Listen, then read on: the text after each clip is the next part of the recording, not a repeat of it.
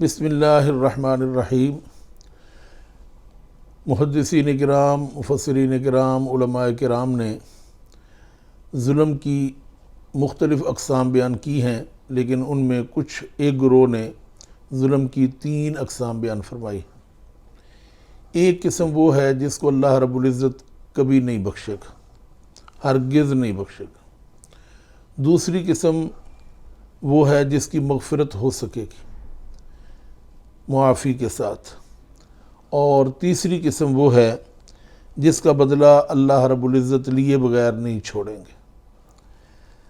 پہلی قسم جو ہے جس کو اللہ رب العزت نہیں بخشے گا وہ شرک ہے، یعنی اللہ رب العزت کے ساتھ کسی کو شریک ٹھہرانا، یہ ایسا ظلم ہے کہ جس کو اللہ رب العزت کبھی معاف نہیں فرماتا۔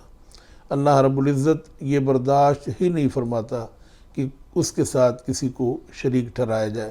وہ وحدہ لا شریک ہے، قل هو اللہ احد، اس کی شان ہے، اس لیے اس کے ساتھ اگر کوئی کسی کو شریک ٹھہراتا ہے تو اللہ رب العزت ایسا ظلم کبھی معاف نہیں فرمائے گا۔ اور دوسری قسم کا ظلم حقوق اللہ میں کوتاہی ہے۔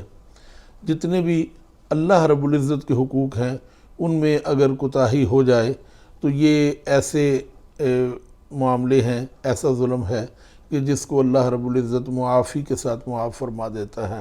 یہ اللہ رب العزت کا حق ہے، اور اللہ رب العزت اپنا حق معاف کرتا ہے، کر سکتا ہے، یہ اس کی شان ہے۔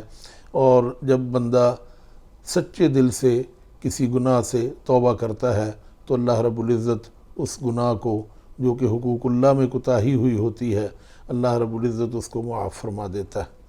اور تیسری قسم کا ظلم جو ہے جس کا اللہ رب العزت بدلہ لیے بغیر نہیں چھوڑتا، وہ حقوق العباد ہیں، یعنی بندوں کے حقوق ہیں۔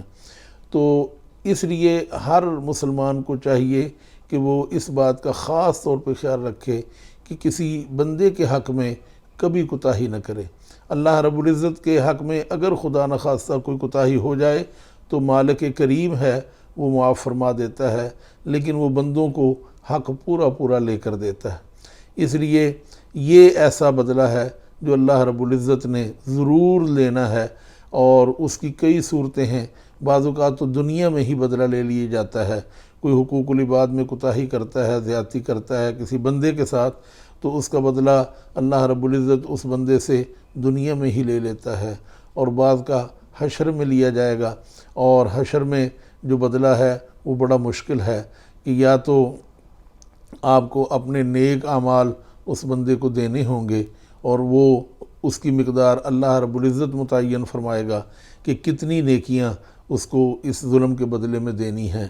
اور دوسری صورت یہ ہے کہ اگر آپ کے پاس نیکیاں نہیں ہیں، معافی پھر بھی آپ کو نہیں ملنی، تو آپ نے جس کے ساتھ ظلم کیا ہے اس کے گناہ آپ کو لینے پڑیں گے، اور یہ اللہ رب العزت ہی متعین فرمائے گا کہ کتنے گناہ اس ظلم کا بدلہ بنتے ہیں۔ تو اتنے گناہ، وہ ناکردہ گناہ جو آپ نے نہیں کیے، اس ظلم کی وجہ سے جو آپ نے بندے کے ساتھ دنیا میں کیا تھا، آپ کو ان گناہوں کا بوجھ اٹھانا پڑے گا۔ اس لیے ضروری ہے کہ ہم خاص طور پہ حقوق العباد میں کوتاہی سے بچیں، اور یہ جتنے ظلم کی جو 3 اقسام میں نے بیان کی ہیں، یہ بزرگوں نے نتیجہ نکالا ہے۔ ان تینوں سے بچنا بہرحال ضروری ہے۔ اللہ رب العزت ہمیں ہر قسم کے ظلم سے، ہر قسم کی زیادتی سے ہمیشہ محفوظ رہنے کی توفیق عطا فرمائے۔